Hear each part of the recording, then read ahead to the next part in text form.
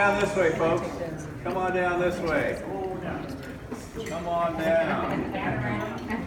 Get close together like you like each other. How about that? Come on. Yeah. By the noise in the room, I know you know each other and like each other because a lot of you have been friends of mine for a long time, and I just want to say thank you very much. Thank you for your support and your help in this campaign. I want to say thank you to all the host committee, the senators and Bill and others who have, and Bruce Danmeyer, our county executive here in Pierce County, for hosting this event. It's gone quite well. And the campaign is going exceptionally well. I'll give you a quick update of what's happening. As you know, the 8th Congressional District is one of those 23 seats that Hillary Clinton won that a Republican currently holds. And so Nancy Pelosi really thinks it's her pathway back to the speakership. Oh, what do you guys think of that? No! Apparently, yeah. I'm in the right room, apparently, yeah. So I've been going 8 to 12 hours a day since September. I've actually been doorbelling for about 4 months. It's kind of funny when you show up with universal name ID and go, "Hey, I'm Dino Rossi." They take a half step back and go, "Yeah, you are." Yeah. But I was doorbelling over in South Cle Elum. I can tell this story. South Cle Elum, which is, not the big city of Cle Elum, it's South Cle Elum. And I'm going door to door. Nobody doorbells in South Cle Elum, right? Nobody doorbells in South Cle Elum. And so, but I'm getting Democrats with my sign in their yard, and they go, "You know what? Thank you for coming. Go up to Suncadia for this fundraiser." And the lady who was the guard at the gate, she says, "Oh, Mr. Rossi, thank you for coming to South Cle Elum. Thank you. Nobody does that. Thank you for doing it. And you doorbelled my house and talked to my husband. It was wonderful that you were there." And on the South Cle Elum Facebook page, everybody's on the South Cle Elum Facebook page, she said. She said, well, there's a lady that you doorbelled, what she put on the Facebook page was, "Fix your hair, girls. Dino Rossi's coming door to door." I already heard it, but I think it's And so, that's the kind of response we're getting. That's the kind of response we're getting out there, and it's wonderful. And I want to say, thank you. We're going door to door, but I have 11 opponents, but really only 3 main ones, the Democrats. They're all trying to outlive each other right now, which is kind of fun, and they're beating each other up. I'm kind of holding their coats while they go at it. But this is the 7th time I've run for office. I've been elected to the state senate, run for the state senate, 7th time. But no matter which one of these 3 that come through, it'll be the most liberal opponent I've ever had. Wow. Which is really good. Yeah. Which is really good. We'll compare and contrast from here to November, and with that, we will win. And when we win this seat, the likelihood of Nancy being Speaker of the House again drops dramatically. Yeah. We will get there with your help. Thank you. Now, I'm excited to introduce the Majority Leader, Kevin McCarthy, because I was looking at his, but when I first met him, I thought, I kind of like this guy. Why do I like this guy so much? And I was looking at his background. He was a young entrepreneur, something I can identify with. He actually started Kevin O's Deli. Now, I don't know why it wasn't Kevin M. You might explain that. But Kevin O's Deli, he had a deli that he started when he was very young. And he ended up selling it so he could put himself through college. Comes from humble beginnings.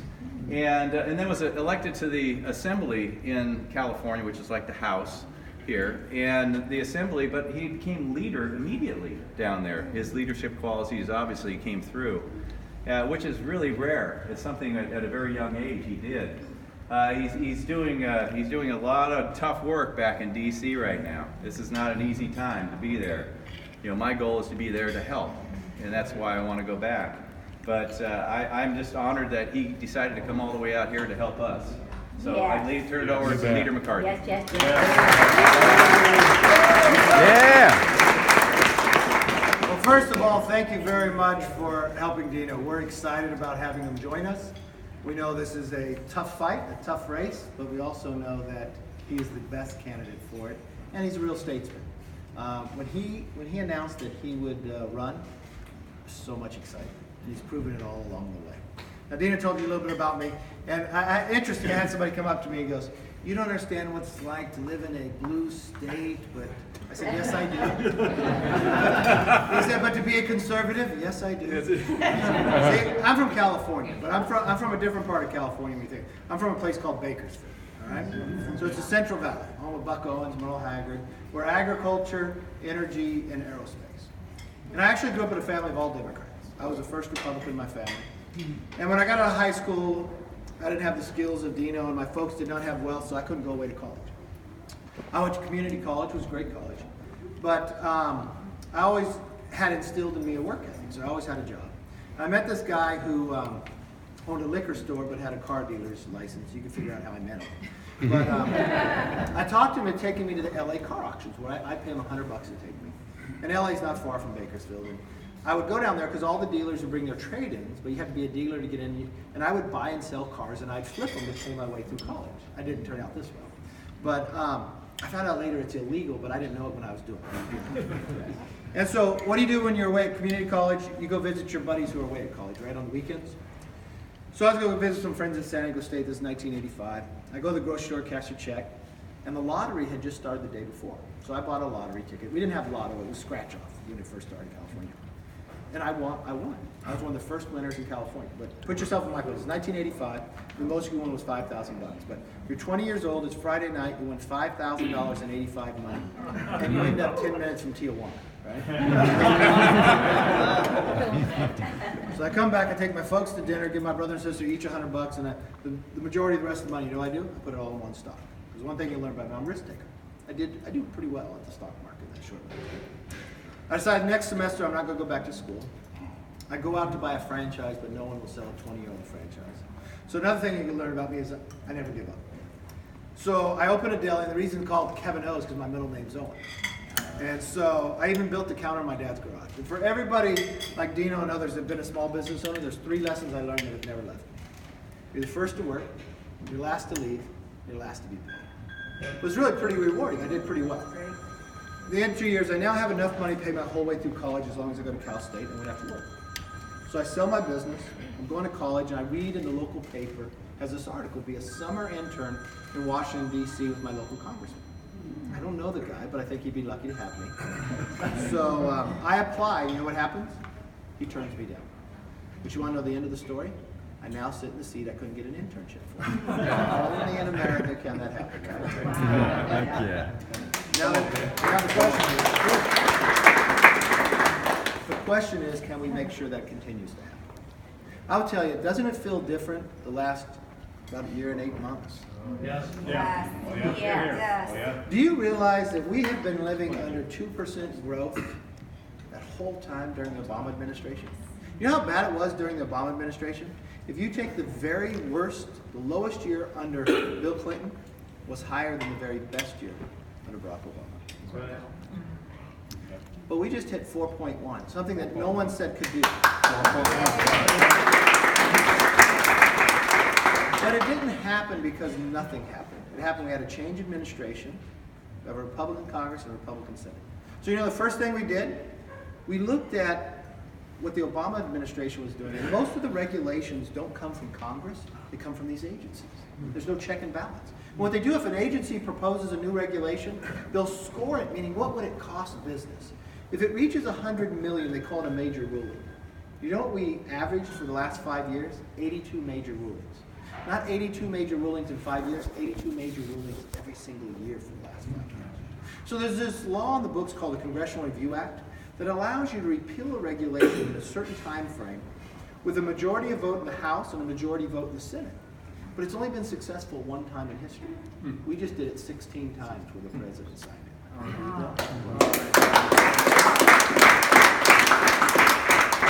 Then we wanted to make sure the economy would get going. So we went after the tax bill. It's the same tax bill no Democrat would vote for. It's the same tax bill that Nancy Pelosi, who wants to be Speaker, said would make Armageddon. And for every dollar that people got back, this is actually their money, not government, that would be crumbs. I think the world looks different now. Because there's one fact that I like to always state. In the last 49 years, unemployment has only been below 4%, 7 months out of 49 years below 4%. Wow. And 2 of those 7 months were April and May of this year. Wow. 49 out of 50 states, your electrical bills are lower. Your water bills are lower because of this tax bill. And what's best, the younger generation, they've never lived through an economy this great. The VA, we transformed it. Now you have a choice, the ability to go out. The VA also, a GI Bill would only go for 15 years or you lost it. Now it's a lifetime. We invested in our military when the last administration was cutting it 20% because the world was not becoming 20% safer. But you know what the difference is too with the new president? North Korea now sits down with it. North Korea is now dismantling some nuclear weapons. But you know what's most important? We're bringing our men back. 55 of them just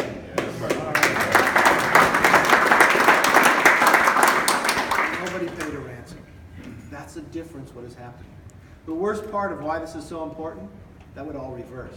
Nancy said she'd raise your tax, she'll abolish ICE, and then what she'll do? She'll impeach the president. That is not productive of what we want to go. We want to continue to grow. We've got a lot more work to get done. And so when I see people like you that are willing to take this and willing to get behind Dino and put on the hard work, I want you to continue and finish all the way through the tape. But when he wins, I want you to come back to DC. And when he does, I want you to come into my office because I believe in a purpose-driven life. I believe in really why we are here for the first place. And in my office, I put up artwork to always state. I want to just tell you really quickly, I'll give you one point about these three paintings. First of all, in my office, I keep two of my favorite presidents, Abraham Lincoln and Ronald Reagan. Good start. And you know what those two people would say if they were here today? Lincoln would tell us to believe in the exceptionalism of this country.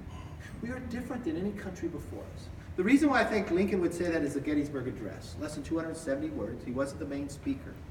You all know it, 77 years, our forefathers brought forth on this continent a new nation, conceived in liberty and dedicated the proposition that all men are created equal.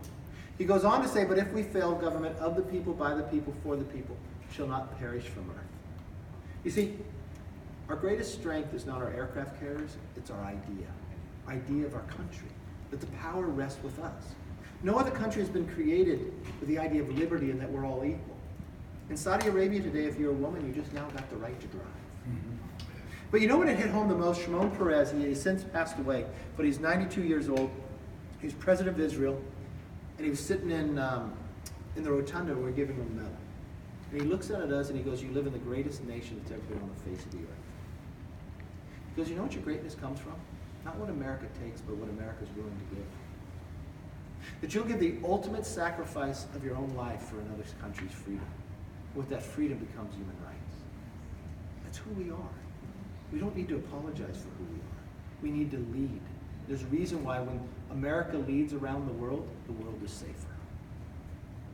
You know, Ronald Reagan, he'd tell you, if you believe your policies bring people more freedom and liberty, be happy. There's no reason to be an angry conservative. Be a happy conservative and more people will want to know what you're drinking and want to be a part of it. That's who Dino is. Yes. And then the last portrait reminds me of all of you. It's in my conference room. It's 8 feet by 16 feet. It's Washington crossing the Delaware. You've all seen the painting, right? Yeah. Washington rowboat. Do you know the story behind it? See, that took place Christmas 1776, right? So there's no camera, no phones.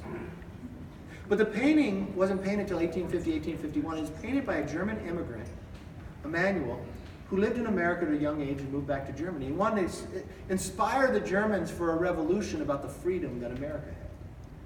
You see, he didn't get it right, but he wanted to paint it in a vision of what he thought happened that night because he lived in America. So he put 13 people in a rowboat. Why? 13 columns, right? But you only see 12 faces. He put them in a rowboat with Washington did not cross in a rowboat. He put Washington standing up in a ceremonial uniform because when you look at him, you think, that man has probably never lost a battle. We had never won one. That was our first victory. We were surprised that happened. But what you want to see is who's actually in the boat. And that's where you come in. When you go home and Google it tonight, you look at the second rower in beret, he's Scottish. The person directly across from him in the green jacket is African American. You come down the boat in the red jacket is a woman, and the very back is a Native American. I don't know if they're all on the boat that night, but to Emmanuel, that's who he believed would be there. But the person I want you to look at is the second to last, the farmer. He has his hand across his face. That's the hand of the 13th person you don't see. You see, what this young immigrant was saying is, here we are as a new nation. an idea that we can govern ourselves, having never been done before. And we're willing to risk everything for freedom and liberty on our holiest of night. Here's a hand, would you get in and join us? That's as true today as it was then. That's what you're doing tonight. Do not assume we can do this all by ourselves. You got to get in the boat. And the point I make to all my members, notice they're all rowing in the same direction. You don't do that.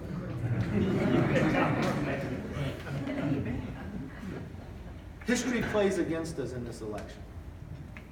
The party in power normally loses seats and lost your election.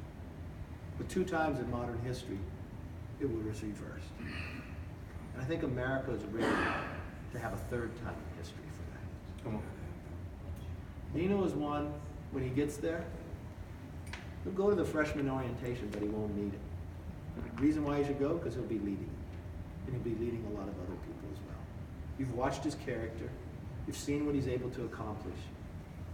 Now it's right that he comes to Washington, along with you, takes your values, and helps lead. We need his help. We need your help to get him there. And I thank you for the opportunity.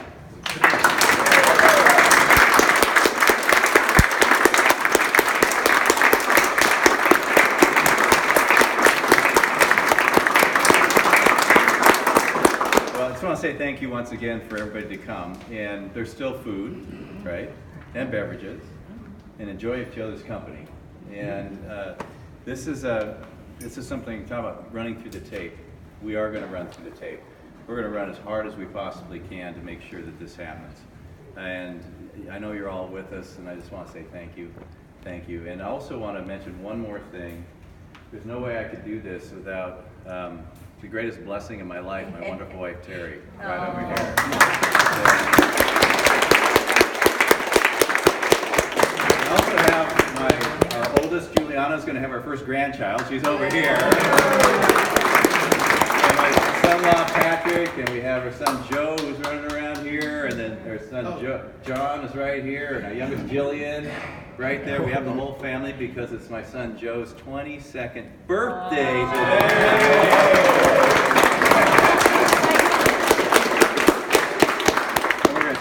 Birthday dinner. Yeah. Thank you very much. God bless. So Dino, where do we put the money? Yes. Oh, yes. Where do you put the money? Well, actually, these ladies right here, Tessa, and we have envelopes. We have envelopes on the table. On the table, so please grab one. And I guess I'll do the money. I guess I'll do the money pitch this time. I'm not done my own. Well, I'll tell you what we're doing. Let me tell you why it's important, right? Because as soon as there's one Democrat, they're going to dump a ton of money in their campaign. Right now they're fighting with each other, but as soon as there's one, there's money that's waiting to be dumped in. And if we have enough money to tell our story and defend ourselves, we're going to win. That's plain and simple. That's one of the things is I'm going to keep doing the effort, you're going to keep doing the effort. But whatever you can contribute, the maximum an individual can contribute is $5,400 and a couple is $10,800. And I know a number of you have done this already. I just want to say thank you for that. The amount that you can contribute is obviously whatever it is you can, please do. It all is really going to go out to get out the vote effort. And it's not just going to help us, it's going to help all the legislative candidates within the 8th Congressional District too, because when they're in the booth voting for me, or when they got their ballot voting for me, they're going to go down the line. Mm-hmm. And so it's not just helping the 8th, me in this district, it's helping all the candidates. Like Senator Fortunato over there, see? Yeah. It's helping him as well. You know, we're getting great support from the state party. I didn't mention that Caleb Heimlich is our state party chairman. He's here tonight. If you haven't had a chance to talk to Caleb yet, please talk to Caleb about whatever it is you need from the state party, but they've been very helpful to our effort. And but so many of you have been helpful as well. So thank you very much, and enjoy the rest of the evening. Thank you all. Thank you.